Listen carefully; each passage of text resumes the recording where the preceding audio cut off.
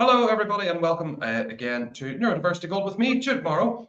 And for this discussion, this is one that has always been really, really heavily requested in all the episodes that we've done in the last few seasons. And I don't think that we've gone into it in any great depth. So I wanted to dedicate this live stream to the topic of masking as a whole. In my personal view, I think this is one of the most misunderstood and I suppose, difficult things to talk about in this area. And I am joined today by Erin of Spins Stomps on Insta, who has quite possibly the coolest neurodivergent led Etsy store in the whole world. And I have seen a hell of a lot of them. And I think we should just go right ahead and get into it. So, Erin, first of all, thank you for joining us. Thanks for having me. Happy to be here. Totally my pleasure. And I suppose for everybody that I suppose maybe this side of the pond, it would be great to have a little bit of an introduction to you and what your mission is. Yeah, so my name is Erin. I run the Instagram account Spins and Stumps, and I am a mother to three children.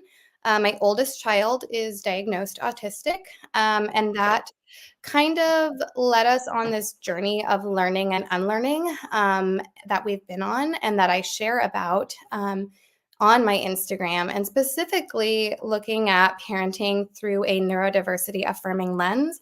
I am a diagnosed ADHDer, and through learning about my child, our whole family has been on a journey of learning, which took me into learning about masking and how I do that, how I see that in my child. And so, yeah, on my Instagram, I share about parenting and living a neurodiversity affirming lifestyle to help, better support my own mental health and my child's mental health. Perfect. And neurodiversity affirming is a big topic that, again, people are discussing, but there's already a question that's come in from the other feed of the live stream. And it's a great question. I think it's right to show it now, which leads on perfectly from what you just said, which is, what did you unlearn in your family growth journey? And that's from Claire. So, Claire, thank you for the question. Yeah, so I specifically had to unlearn whatever I was taught or whatever I thought I knew about autism, about disability, about special education. I mean, there was so much that I had to unlearn and relearn from the disabled community, the autistic community, neurodiversity affirming professionals, and my child specifically. I had to, like child development, I had to unlearn what was being told to me by by well-meaning healthcare providers because it wasn't applicable to my child specifically. Okay. And I suppose what probably one of the main things that I find that people have to unlearn are things like behaviorist interventions, that they're the way forward, things like ABA. And I mean, I have found something quite interesting. I mean, and it ties in perfectly to today's discussion. I mean, ultimately, what ABA does is it teaches kids how to mask, often to their detriment. Mhm. And a few years ago, and I don't know if you've noticed this, Aaron, but there was a big like outcry on social media, ban ABA, ban, and so on and so forth. But I think what I certainly did, and a lot of advocates in the space came to a really horrifying realization with this ban ABA campaign. Inadvertently, we were advertising it, where people were like, oh, ABA, what's that? Where I've Mhm. noticed lately, and I've been advising a lot of people, do not just slam ABA online, because what you're doing is you're advertising it. And you could, in essence, be having the reverse Mhm. kind of psychology effect, is that you'll drive people closer to it and you'll give people forbidden fruit syndrome. It's often why I see now that a lot of people maybe aren't really going for it. But on the topic of masking, I suppose to start off with a broad question, what is masking? So what masking is all the ways, like intentionally or unintentionally, us neurodivergent people do to basically diminish our traits to appear more palatable to neurotypicals. And that can be like communication style differences, that can be, like motor movement differences, like I'm using a fidget right now. And like for a lot of people, it might seem like weird or I'm not listening or I'm distracted. But it actually helps me, stay calm and self regulate. So it's all the ways, that we kind of try to camouflage our way into um, appearing more like the rest of the population, and it oftentimes it can be very detrimental. It can lead to exhaustion, burnout, lots of struggles with mental health, and I saw that in our own household. And on another side, though, there have been arguments that it actually could be helpful at times. And I myself have said there have been times that I have benefited from being able to mask. Not everyone is able to mask. I am and have been able to, and there are times that it's benefited me. And so, in our house, it's kind of it. I find it just very helpful to let people know what it is, first of all and foremost, so that they can recognize when they're doing it. And I think you know, uh, I think it should be, if you're able to, I think it should be a choice. I don't think it's something that we should force kids to do because it's the only way, quote unquote, they're going to make it in the quote unquote real world. And that was kind of the realization we had when our child was first diagnosed, and she was 2 at the time, and we were recommended ABA. And we, were told it's the gold standard, and we wanted to do everything we could to support our child. And so we, not really knowing very much, said, okay, and we started it. And then the techniques they were using, just whether it was ABA, because like you said, like ABA gets smashed, but compliance-based strategies, masking can be taught from many disciplines, whether it's speech, occupational therapy, ABA, a lot of it. And so that just didn't sit right with me as a parent. I didn't know these words yet. It just didn't feel right. Like I knew my child was different and I wanted her to be successful, but I didn't think my child needed to be changed in order to be successful. I felt, and I just not a heavy compliance parent. My parents weren't. I don't value it. I don't really think it teaches anything. I think there's much better alternative ways to teach children and connect with children and foster growth and new skills, which we've done. And so, yeah, I just saw the emphasis in the therapy that we were initially doing, being on compliance and kind of making my child, what I was told, read the room and learn how to navigate the world as other people do. You know what? It's hilarious. You said, read the room. I have never known what that means. It's just one of these expressions that's so neurotypical. Oh, I try and get my head around read the room because it doesn't really mean anything like books, pamphlets, flyers, posters. Yeah, you can read those, but reading a room, that is a really strange thing to say. But masking can have so many different meanings where this is a big problem that I have whenever it comes to masking and the discussion of masking in the online space in particular. People think that masking is a form of deceit, as I am going to deceive you and present a way but feel another way. Yeah. And it's almost like it's an intentional thing. Yeah. Where I am going to pretend to be a certain way in a certain situation. It just isn't that simple. It can be a survival mechanism. It can be a protection for an autistic or neurodivergent individual, and in order to try and blend in or camouflage as such. And you actually said something which was part of the Q&A as well, but I do think it's a good time to ask it because it's a fantastic question, and I can't wait to hear what your take on it is, Erin. And the question is, if I can get it on the screen, oh, there we go, that would help, is Is masking ever helpful and in what situations? And that's a question from Louise. Okay. Yeah, so I will give this example from my own lived experience. So, as you said, sometimes we don't even know. Oftentimes, I didn't know I was masking until I started learning about what masking was.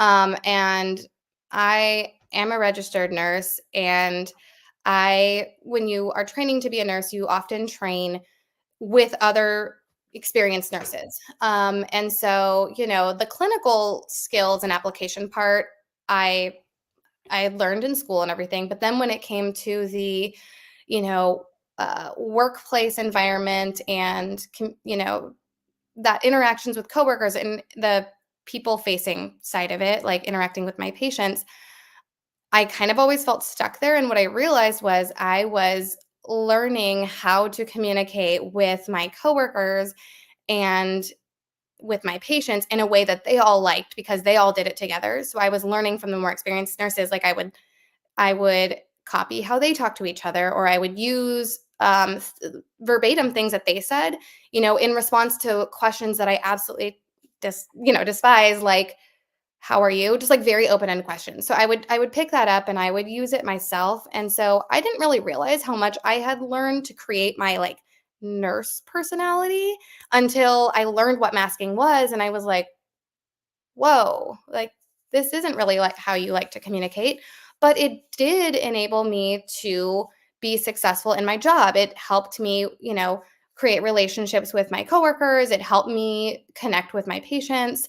And I'm glad I know the differences in the two different there's more than two different ways to communicate, but I'm glad I know the differences, that some people really enjoy small talk, or, other people just like to dive right into their deep interests and they enjoy kind of monologuing back and forth. And that's much more of what I prefer. And I'm glad that I know about it.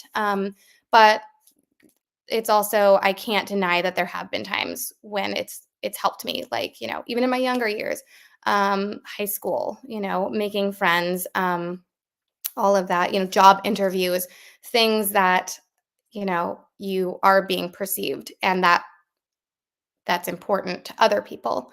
Um, so yeah, I do think there are times, and that's on a social scale. In a bigger picture, for many demographic populations, it's not safe to not mask, or their actions or behaviors will not be understood and could be seen as threatening or dangerous. And so it is really important that we talk about masking and that we talk about, the differences in behavior and why people do what they do. And because, it's a like you said, it's a very nuanced topic. And so I don't like to just say all masking is bad, and no one should do it, even though it can have detrimental mental health outcomes. It's important that we dive deeper and we talk about this. Totally agree. I have never said that all masking is bad either. Where, yeah, I don't like the term real world. Mhm. I dislike it as much as the next person, but certainly there are certain ways of being and conducting oneself in particular social situations, like wakes, funerals, weddings, some social gatherings. There are some things in life that you just have to suffer through. Unfortunately, that's part of the human experience, and I think we're, as far as the taking the mask off rhetoric that goes around social media. Um, Sometimes I don't feel it's very helpful. I don't feel it is very helpful for a number of reasons. Is that people conduct themselves differently around different people, the same way different mammals conduct themselves differently around other mammals of the same species.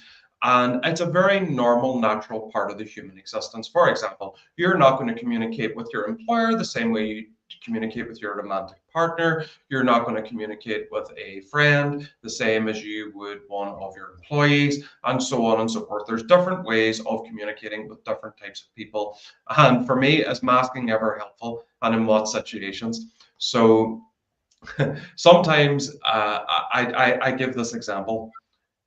I love skydiving. I've been talking about it a lot over the last year. And some people say to me questions like, Jude, are you nervous? And I'd be like, oh no, no, definitely not. I'm fine. I'm ready to go. Open that door. I'm going to jump out that door and I'm going to fly like a big flying squirrel. And deep down, yeah, I'm crapping myself as much as the next person. But you don't want to be like, oh my God, I'm crapping myself, because you want to kind of keep the atmosphere good, stuff like that. Where is that masking? It probably is. And you know what? Just shoot me then. If that's the case, where yeah, sometimes you have to do things in life that you don't like. And can masking be helpful in some situations? Louise, I certainly think so. And thank you for the question. But what I wanted to jump back into, Erin, was your nursing background. Is that something that you still do? Yes, I am still a registered nurse. And what kind of nursing do you do? Like, what's your background? Is that community nursing, like in a hospital? Like, what? Tell us Yeah. more about it. Yeah, I've always worked in acute care, so I've always worked in a hospital. I work on a telemetry step down unit, so lots of cardiac patients, and then I float to other units, so like medical, surgical, orthopedics, different broad specialty areas. Well, I suppose that whenever you're at work, like your work life and your home life, they can be two separate and non-interchangeable things. And with masking in particular, the nurse Erin and mom Erin are going to be two different people, hmm and that's fine. Yep. And that's completely fine. It's the same way, like live stream Jude is totally different from Mario Kart Jude with Mhm. Ethan. Like it's completely different, and people can present different ways. But whenever it comes to masking in particular and the impact that it has, yes, it can have very, very negative impacts. For example, if you're feeling deep down that you're living some sort of lie or being dishonest and something like that, but it's ultimately down to self-esteem, to feel the need to be in a different personality, so to speak, which of course can never change, in a lot of ways. But I have a question I wanted to talk about. It's from your Instagram, and there were some questions about it. Was homeschool? Mhm. I know homeschool is something that you talk about as well. Where Mhm. how did you get to the point where you're now homeschooling? Yeah, so we got there because my child ended up in a place where she was unable to continue to go to school. And the reason I say that is because she was she got to it's commonly called school refusal, but she got to a place where she was unable to go to school. She actually got to a place where unable to she was having challenges eating, she was having challenges sleeping, and we weren't really sure what to do, but we felt there was a pretty big, school has inherently a lot of demands, and you know I couldn't be there all the time to like we work with our kids in a way that is non-heavy compliance based, that is very child directed, and it we don't encourage any kind of masking. And let I don't think there was any intentional doing of that at school, but I think my child was masking a lot in order to sit in a chair and attend circle time and, do all the routines that they want them to do. And even just as simple as, what seems simple to other people, but is not simple to my child, staying with the group and sitting together at the lunch table and eating next to other people. And all of that constant back and forth with different people and peers that you have at school, we don't have that at home. She has a lot of time, alone time. She has a lot of self-directed time. And so there was, as you had said, there was a lot of masking that was going on as a protective mechanism for her to succeed in that environment. And basically, it got to the point where she just couldn't keep up with it anymore. And it was she she uses AAC, so she's a multimodal communicator. She speaks and she uses AAC. And so in the sense that she couldn't tell us verbally what was going on or what she didn't like. And, I I wasn't there to fully witness what was happening. It came out in her body in the way she was unable to then access things like leaving our house and eating and sleeping. She just could not cope with it anymore. And so at that point, we realized that was needed to change. And so we just decided to try homeschool and to keep her home. And it was like it was over winter break. So it was over a few weeks of just reducing the demands and essentially allowing her to unmask and go through that process at home, that slowly and steadily we saw the child that we had seen prior come back. Her verbal skills were coming back, her happiness, just her personality came back to who she was because she wasn't being pushed outside of, what is comfortable to her. And again, this pushing, it wasn't to be, it was well intentioned. I mean, the teachers, they want her to make progress. They want her to meet her IEP goals. But, we also have to look at where the child is. And that was when I said, maybe the child doesn't need to change. Maybe the goal needs to change, or maybe maybe we need to use different accommodations, things like that. And so basically it was from a place of her reaching burnout that we ended up homeschooling. And another question which is coming, because whenever we put up on our Instagram, Erin, that you were coming on the show, there was a good kind of mixture of questions, and trying to filter them all down has been quite a challenge. But here was yet again another really interesting one. From an asker, also called Erin, said, "Are you afraid that homeschooling will reduce social opportunities, interaction, and inadvertently promote more masking when outside of the home?" Sure. Okay. Yeah. The social opportunities thing is something that one of the biggest concerns most people have when you bring up homeschool. And honestly, for me, the biggest thing we have to keep in mind is that everyone prefers to socialize in a different way, and that's okay. Some of us love to be at school and socializing all day, and all of that opportunity, and that's great.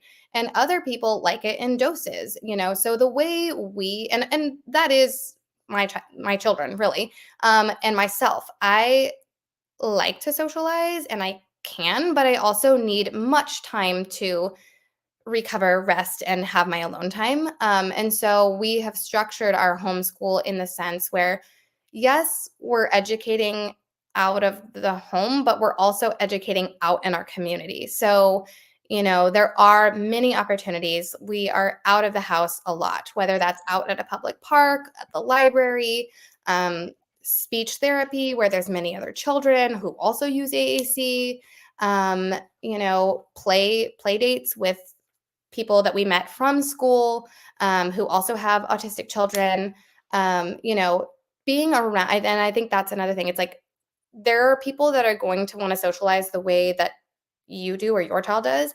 And allowing yourself and your children to have access to people that like to socialize in the same way as you is so helpful, because for us, it's really just showed us that there isn't a wrong way to do it. You find your tribe really, and it's a different way of doing it, but it's not wrong. And it's really great because it's allowed us to kind of form those deep connections. That's all. As parents, I feel like that's what we want for our kids. We want to see them be able to develop meaningful relationships. We don't, and the way you do that is by teaching them that the way they are isn't wrong, and there are lots of people who are going to enjoy doing things the way they do, or communicating in the way they do, or talking or info dumping about whatever topic it is that they have of interest. Your people are out there, you just got to find them.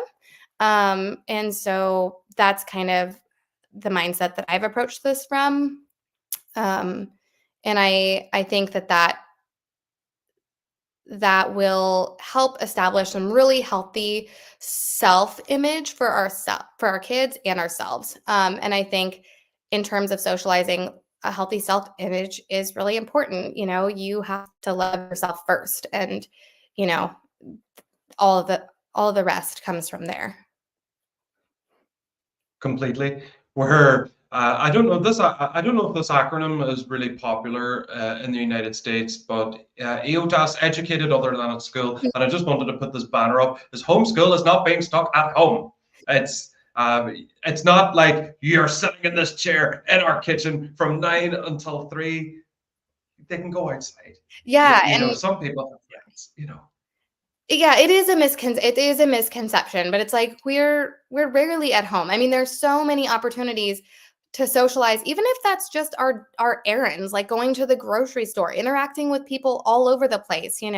Learning to share happens everywhere. Learning to take turns happens everywhere. Out at the park, we're not at home. We're out at farms. We're out at flower shops. We're out all over the children's museums. Like it's a really cool thing, and I think it is a big common misconception.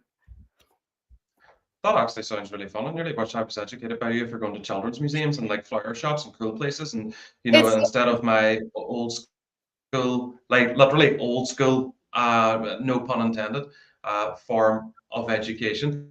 Are you ready for a controversial question? Because I am up for a controversial question if you are, Yeah, on let's the do it. masking scene. Sure. What is your take on the idea that girls, women, AFAB are better maskers than men and boys? Repeat the first part.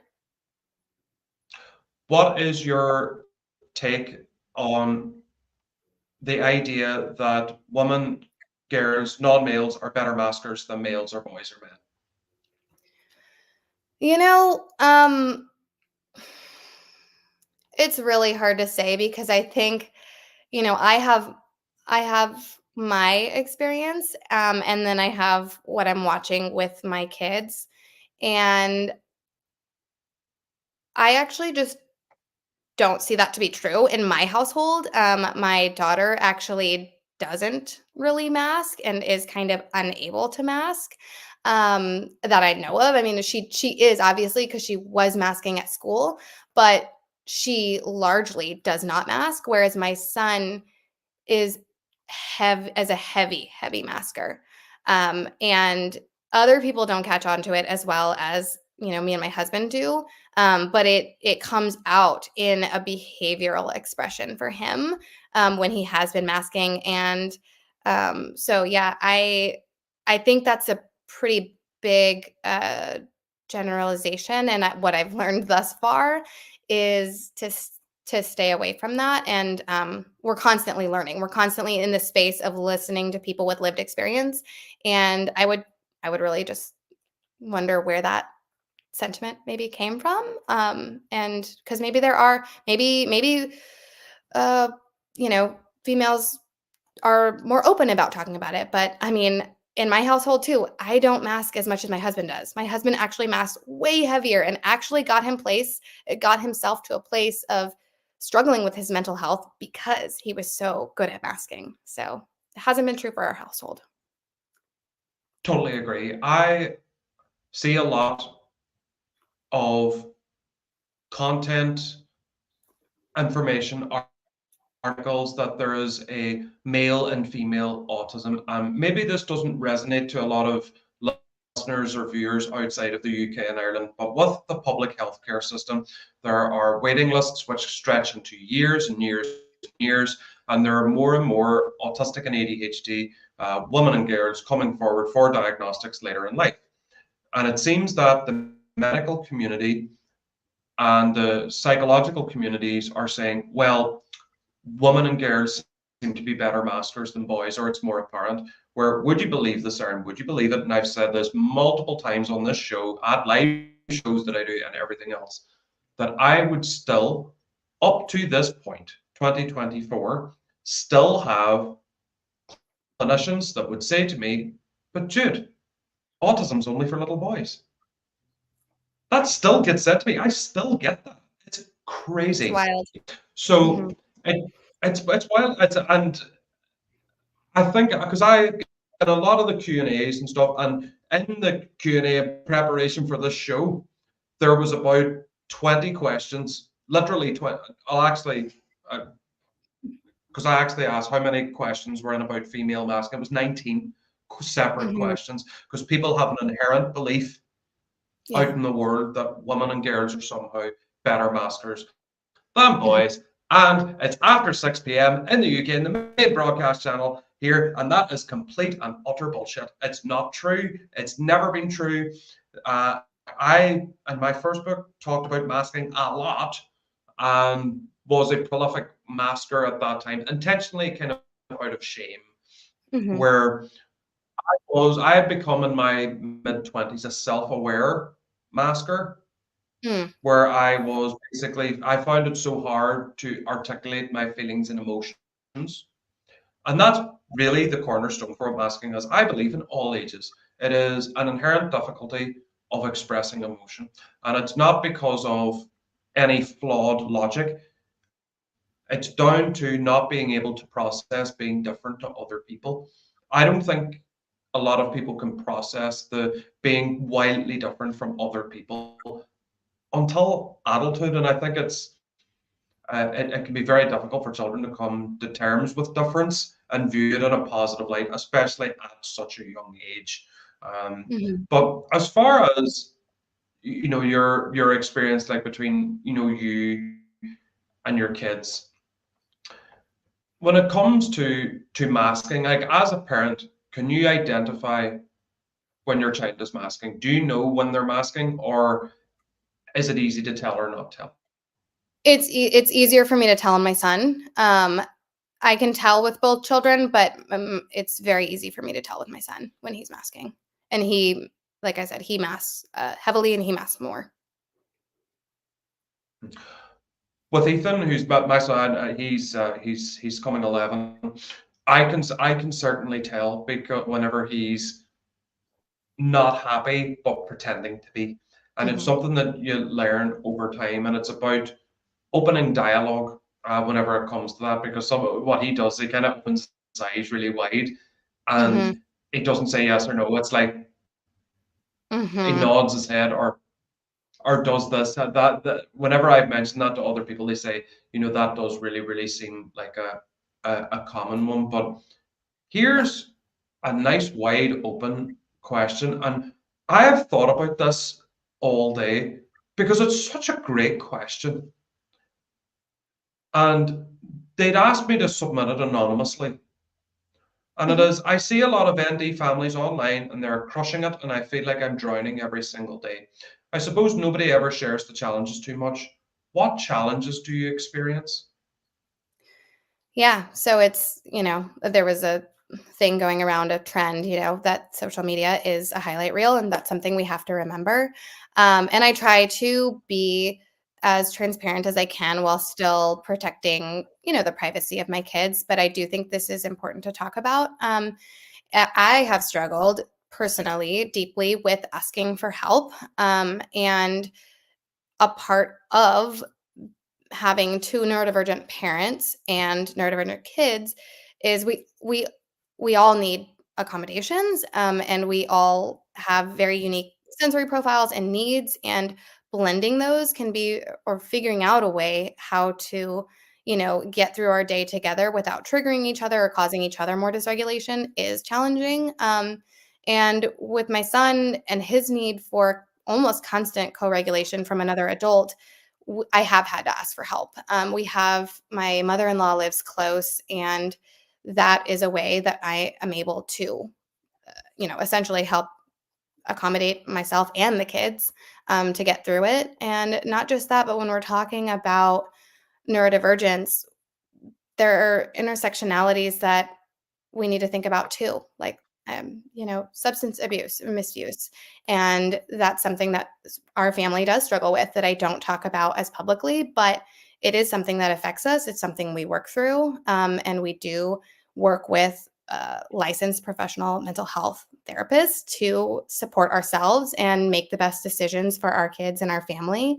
But yeah, these are intersectionalities that do touch on the lives of neurodivergent families. And so, yeah, it's not, you can be neurodiversity affirming, you can celebrate your neurotype and your child's neurotype and still struggle with the challenges that are inherent in the world we live in, like fighting or against systems that aren't made to support families like ours. That is challenging. That is frustrating. It can feel like you're swimming upstream at times. And so I try to share the positives on my page. I try to keep it what I've learned. I try to keep it empowering. But yes, we all struggle. And these are some of the things that my family struggles with.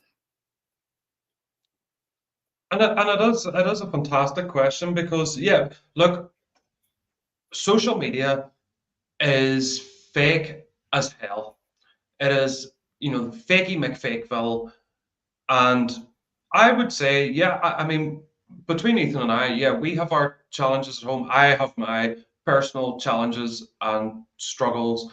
Like, what challenge do I really experience? My biggest challenge sometimes is wondering if people actually listen. Like, are people actually listening to what we say and what we do? Now, by the way, what is really, really cool for this is that we have 1,000 listeners inside the live stream, which is great and across all channels. So thank you. We've hit that big landmark. So just as I said that, it was on 997 and it was like, yay, we're up to 1,000 now, which is fantastic. So that is absolutely great. And thank you to everybody. My love to you all. So yeah, as far as the value of neurodiversity and neurodiversity affirming content, I believe it's the way forward. It's the way, the truth, and the light. And I think my whole life is just spent trying to convince people all the time. I'm overly critical of myself. I've beat myself up over everything. And sometimes I feel I'm just too much of the black sheep of the family when it comes to neurodiversity, neurodivergency advocacy, and that's for a number of reasons, and primarily being that I'm also a professionally qualified person that worked in mental health for a long time, and a lot of the rhetoric out there by very high followed accounts are from people who have no experience in mental health training, guidance, advice, and practical strategies that have been proven to help. And I find myself struggling to shout over people a lot of the time. It does drain me. I don't sleep very much at night. I only sleep for a few hours. And yeah, it's stuff that I don't really share. And I don't really feel the need to. But I suppose in and of itself, is that a form of masking when I'm thinking out loud? I suppose maybe it is, who knows? But with masking itself, yes, there are things, unfortunately, that I have to go through that I don't enjoy. And I've gotten a lot better at saying no to things that don't serve me, don't give me any value whatsoever. And I suppose in New Year's resolutions, and I think I touched on this in the last episode with Pete, is that my New Year's resolution this year, for a lot of personal reasons of things that happened last year, is that I'm being more selfish and prioritizing myself, where I was the eternal yes guy. And a big sign of masking is yes, yes, yes, and people pleasing, where I am saying no a hell of a lot more, and I am finding myself having a hell of a lot more peace, where just yes, yes, yes, yes, yes, people pleasing, big masking things. So that's me. I'm going back to the autistic stereotype of selfishness, and that's what I am being, because I suppose filling other people's cups before my own was not helping me at all in any way, shape, or form. But I have another question, because one thing I've noticed from your account, Darren, is you do a lot of food stuff. I'm a food person. I am a foodie. I've become very handy with an air fryer. So there were naturally some food questions too. And here's a nice one from Mary. who said, I love your recipes on Insta. Is it a good idea to encourage your children to eat different foods? I'm terrified of provoking a PDA response. And that's from Mary. Yeah. So our philosophy around food and feeding, both of my children have sensory aversions or challenges when it comes to food. My daughters are much more intense and have intensified more recently, and that was related, I think, to school. They were, I think, being heavily encouraged to try new foods at school. We don't approach food in that way. For us, any kind of anything with my child when it comes to learning new skills or being open to trying a new food, safety and trust have to come first. And so the foods that my child likes are always available in our house because I need her to know that she won't essentially, we won't wait till she's hungry. We won't try to get her to be hungry enough to try something else. Something she likes is always going to be on the plate. And that just underpins that feeling of safety at the table and in our home and around food. She needs to feel comfortable with food first.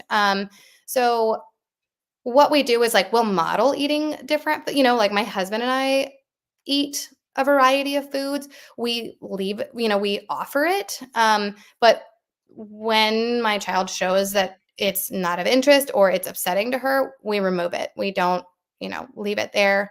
um and for her, it's really like it's a smell thing. Like she can just walk into a room and I'll see her lift up her face. And if she smells something that is really, strong or unpleasant to her, I mean, it can evoke a response as strong as like crying or, saying, all done, all done, all done. And so I believe her and I trust her and how her body is attuned to what she likes and what she needs. Um, and I get it from a parent's perspective that food can be really challenging because I don't want to, we're always told that like you need to eat a variety of foods and, all of this stuff around feeding. And really, there have been some great neurodiversity affirming dietitians that I've been learning from in terms of, in terms of the health aspect of it and like preventing deficiencies.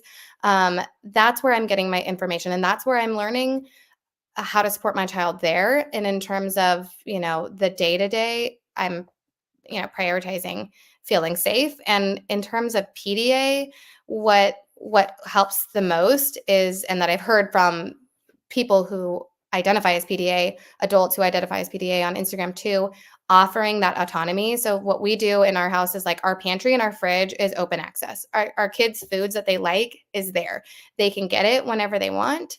And if I recognize that my son is really dysregulated and I think it might be related to hunger, I won't even say anything. I will just go get food and bring it and just show it to him and let him choose from there. So, feeling safe around food and having choice and control around food has been really, really helpful in our home and has allowed our kids to feel safe enough to explore new foods. Snap. I have never encouraged Ethan to try new foods. Never. He has done that himself, and he has felt the power to do that himself.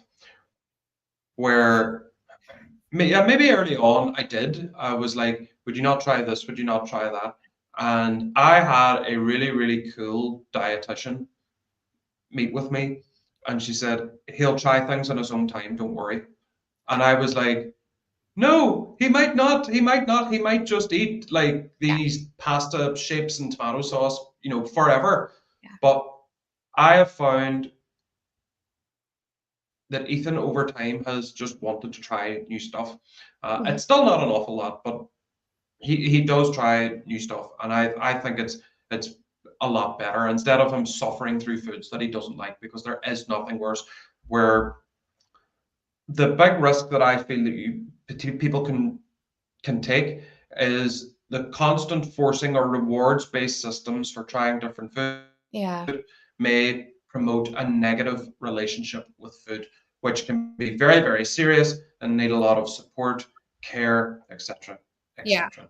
And that's what we want to avoid. I wanted to Yeah, absolutely. You do want to avoid that. I mean, there's no such thing as good food, bad food, or yucky, or whatever else. Food is just food, and that That is good. is it. Yep. Here's one, and it's good to raise this at any opportunity we get, especially whenever it comes to non-speaking communities. And this is a question from Meg. Do you know what? See, with Meg, I read this question, Meg, in Peter Griffin's voice. So I read it like shut up, Meg. Are there any AAC programs or apps you would recommend? So I'm a parent. I'm not a speech therapist, and I would recommend going through your speech therapist to decide which app would be best for your child specifically and their needs. We use TouchChat with WordPower, and that was at the recommendation of our speech therapist. And I found it to be very intuitive for me and for my child. Actually, both my kids I find it very intuitive to use. And so, yeah, there's different components in terms of like motor planning, and there's a lot to that can dictate which program your speech therapist recommends. So I would talk to them specifically about it, but we are very happy with ours. Very good answer. Where there's one that I had asked, there's a guy I would sort of consult with now and again Mhm, for tech kind of things. He is non-speaking, has been non-speaking all mhm, his life, and I just got just looking in the emails is Proloquo to go. mhm. I'll put that up on the screen. So Yeah. Proloquo to go. Like there's no like discount code or anything. Check it in the voice, whatever. I just happened to ask, and that was a hashtag, not an affiliate, hashtag no discount codes, etc. etc. Because with the AACs, but particularly in older kids or adult usage, it's always good to talk about it. But you're quite right. Go through your professional um, for your child's best interests. So And I'm going to what I check and see. Go ahead. can I add a note on that, Jude? Go ahead. Yeah, so a lot of times too, if you don't have a speech therapist or you can't find one that is on board or knowledgeable about AAC, do go honestly on Instagram and find there are lots of speech therapists that do consults, because a lot of times it won't get recommended, or a speech therapist will kind of want to wait and see, or we'll try like a picture card system first, where robust AAC, like presuming competence basically with the robust AAC system, is truly the best way to go, in my opinion. So if you don't have access to a speech therapist that is pro AAC or knowledgeable about it, keep looking, and I would go online. Keep looking. Absolutely. Because the challenge really, whenever it comes to neurodiversity affirming interventions, is that in public or even insurance-based healthcare systems, they're not widely recognized or adopted to yet. Yet. Yeah. Yet, but it is coming. This is coming. You can still act now because I don't know about you, Aaron, but I certainly get a lot of parents saying, but the evidence isn't out yet. But Mhm. then I say, but the reality is here now. It's here. It works. I mean, we're shouting Mhm. it from the rooftops because Mhm. and it's understandable too, because people are scared. People are scared. They don't want to do the wrong thing. They're like, these are the professionals, and this is what they're saying. But unfortunately, they're not always correct. So here's what I'd love to know from you is what compelled you. Like, I mean, the Spins and Stomps on Instagram, and everybody go follow. It's a fantastic channel. Great stories, great content, great advice, guidance, and love from Erin. But what prompted you to start sharing your knowledge and wisdom online? Like, what made you think I want to share this with people? Um, well, really, it was just the simple premise that there was one narrative about autism that I felt was circulating, and didn't depict the reality that I was living. My child was happy. He did have the capacity, to thrive, and that was just not the narrative that I was being told about autism. And I felt like we needed to shed light on what it really is like and how it can be. And be a source of, be a source of like joy and light and empowerment for other families on a similar journey who also knew like, hey, my child is different, but they're not broken. And we're working together to learn and help our kids thrive in a way that doesn't force them to be, the analogy, a square peg in a round hole. They we don't need to break the square peg to go in a round hole. We just, we can help them thrive without doing that. And so really that was kind of the background and the sentiment of like what I share and why. Fantastic. And I have to say, as as far as the masking conversation, I know I like bringing guests onto the show to kind of bring kind of knowledge, wisdom, good ideas. But I have to say, throughout this, I feel like I've learned an awful lot myself, even things that I would even consider trying myself, and even looking at things from a different perspective. As far as autonomy is something that's not understood. I think there's a societal power dynamic whenever it comes to I am the adult and you're the child, Mhm, where it should be a lot more collaborative mhm. than that. It's just kind of as you've been talking through this, like lot of pennies have dropped for me for sure. But here's something else. Now, I did want to have it for the live stream, but I didn't have it to hand. Was your Etsy merch? So I mean, let everybody know, where can everybody see your cool shop? Because as far as Etsy shops goes, it's Etsy shop goals. Yeah, thank you. So you can find the link in my bio on my Instagram page, and then if you if you're on the Etsy website and you search Spins and Stomps shop, you'll find it. It'll come up. That is absolutely fantastic. And that does bring us to the end. I have to say to everybody, thank you. We broke the 1K duck. So thank you so much, everybody. I'm so, so pleased because anybody listening in last week with Pete Morby, it was edging and teetering on like 990, 991. If we were like behind the scenes, we're like, come on, get over the line, get over the line. And we did this week. So thank you so much to everybody.